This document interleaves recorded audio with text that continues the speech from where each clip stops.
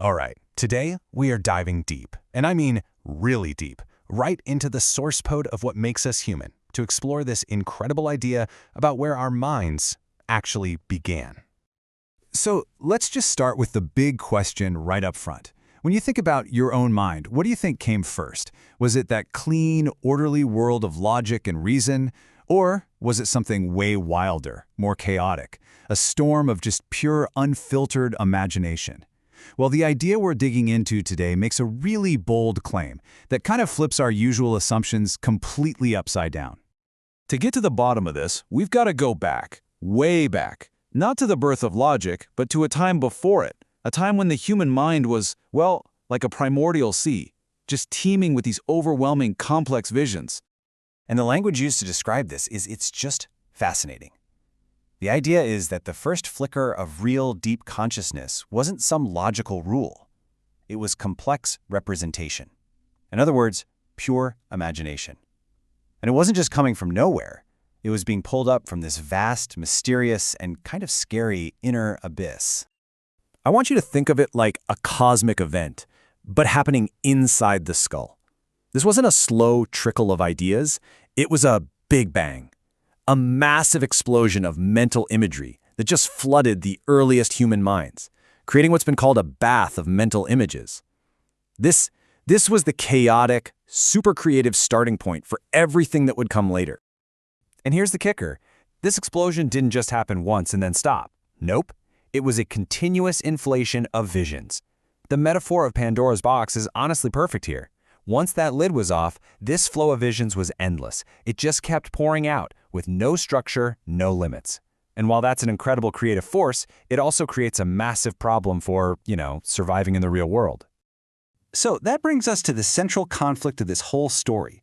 How do you take this magnificent but also kinda terrifying internal chaos and actually make it useful? How do you harness an inner hurricane to build a shelter or find your next meal?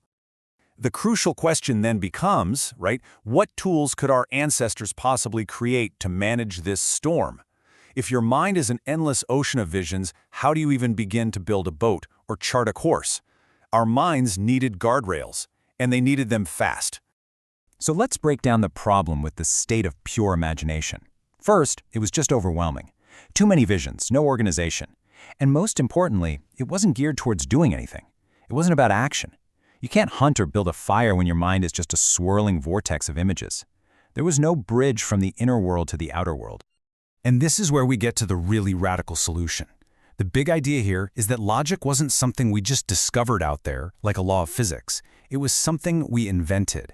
We literally forged reason as a specific tool set designed for one primary job, to manage our own imagination.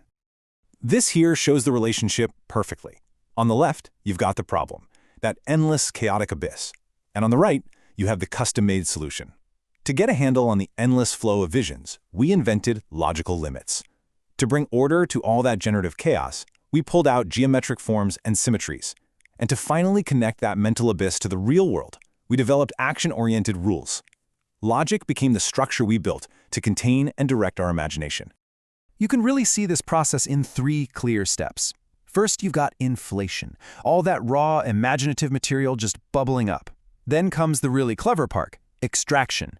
We start pulling out useful concepts like angles, limits, basic forms to give all that chaos some shape.